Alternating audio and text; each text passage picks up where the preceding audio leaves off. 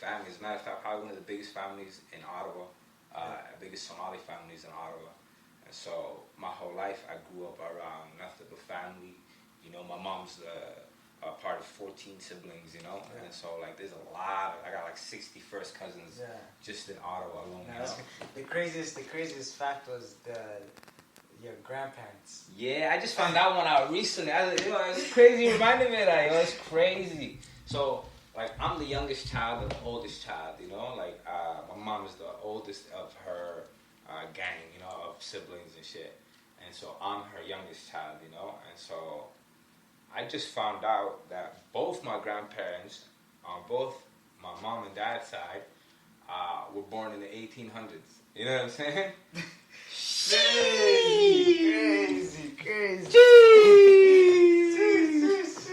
1800s. 1800s, you know, so, you know, when people look at me and they say, yo, you got like an old soul, you know, I do have an old soul because I was raised around nothing but adults my whole life, you know what I mean? I never really, like, even though I have like 61st cousins, like 35 of them are older than me, you know what I mean?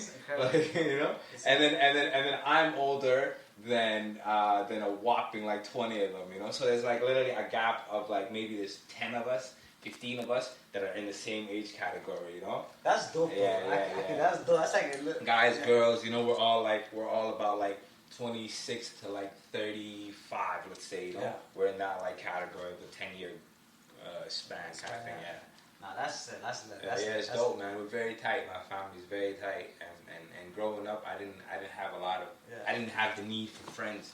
I came up with my friends in my neighborhood, but they kind of came up with my family. You know what I mean? Like they were a part of us, and so that was dope. Nah, that's gangster. That shit molds you, dog. That shit molds you, turns you into a certain type of person. And having that here in America, having 6 like that, that's amazing.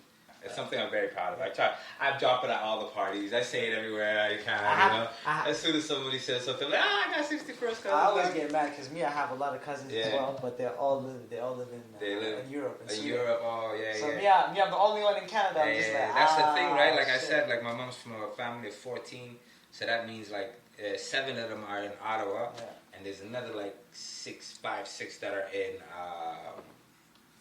England. Yeah. And they matched my 60 with another 60. You know what I mean? So there's a whole side to this corporation that lives in England, you know, and Germany, and a little spot. The family link up is probably lit. Bruh.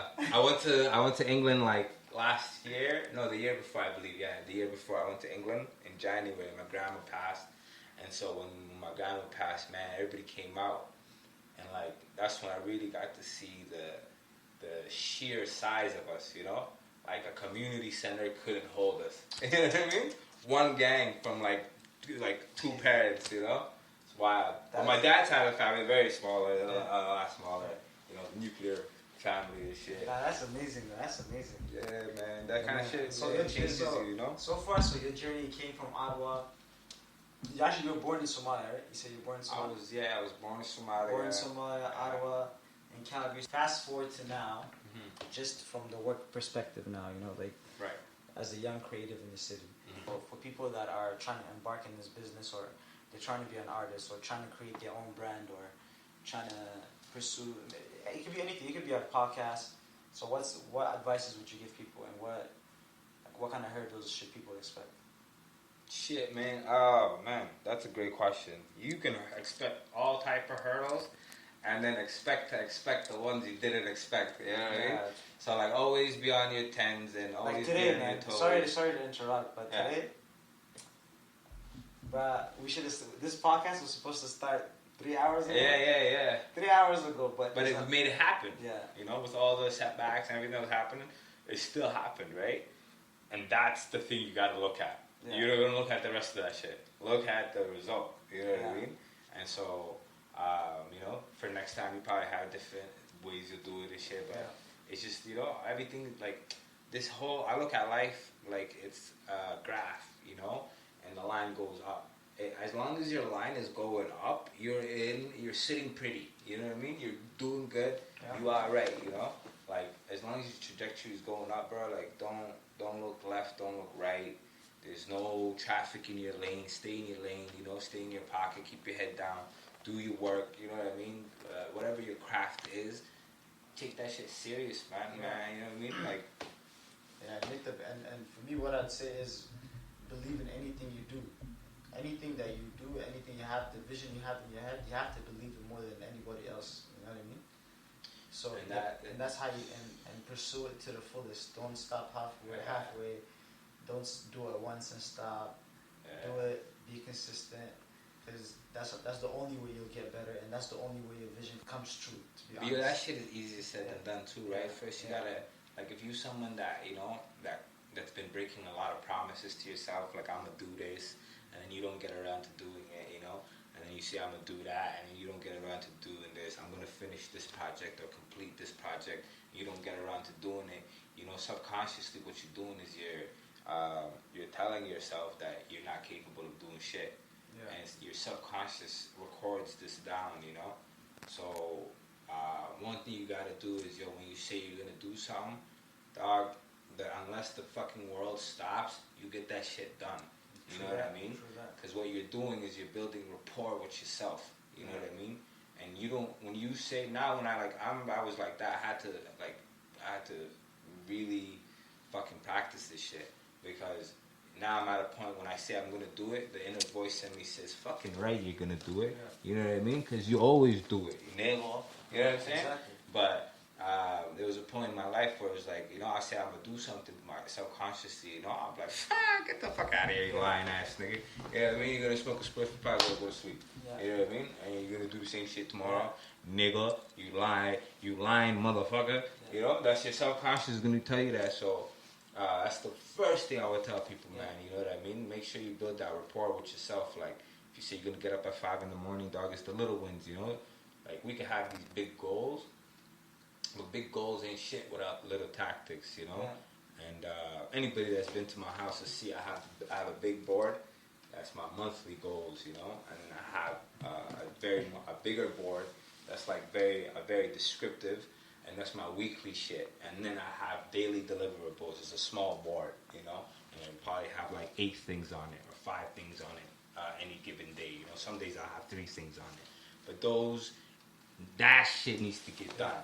That's the most important. That's a great way to keep discipline. Yeah, that's a great way. You see it every day. You look at it every day. I actually got a calendar that my cousin convinced me to get one. I got one, and actually it makes a huge difference. Just seeing something every day, looking at something you planned out every day, it helps you get it done, and it helps you plan for it as well. Absolutely, And so, and with what I do all this, I share all this shit constantly, Mikey. For me, it's like I said, it's my purpose in life is to share this information because a lot of people, they don't have it, and the ones that do, they don't have the rapport built to capitalize on it, so they might know it in their heart what to do, but they haven't been doing it for so long that they're in a position where they just it's like it keeps them stagnant, they're frozen, and so for me, I make myself very visible. You see me on Instagram, you see me on Snapchat, like I be snapping away all day, taking pictures, fucking showing shit, putting up posts and sharing my thought process, but most of all, it's like I just want to make myself visible because motherfuckers know me. I know you know me, right? Like exactly. You know me from a particular way of life. Yeah. And so for you to be able to see me in this way of life, you know what I mean? For me, it's like, that's the most important thing because I owe it. I owe it because I spent a lot of time, taking people to the other side with me, And so, it's for me personally, it's like a redemption story, right? Yeah. And so that's my redemption, It's like I'm trying to really tip the scales in my favor, and make sure that, when it's all said and done and the cookie crumbles, the movie's over, I can say that I lived a respectful life, I can say I lived a helpful life, I impacted people, And I already know I'll be out here doing that shit, what I mean? And at the end of the day, it's like... it's something you're pursuing, though. Yeah, but it's like I want other people to see this shit. So it's like, it's not foreign. It's not a foreign concept, right? No, it's not the coolest thing to do. It's not... Put yourself on the line? Yeah. But, hey... Ain't nothing cool about that. It's what we do every day. You know what I mean? That's some scary shit. Yeah. That's some real scary shit, you know? To take the road less traveled or to take the road that, is almost guaranteed to give you a hard time. still, you know, enjoy the journey every day and really make the most of it, man, you know, I don't know what your definition of strong and tough and gangster is, but that's the most strong, tough gangster shit I've ever seen, you know. Welcome to the No Big Words podcast.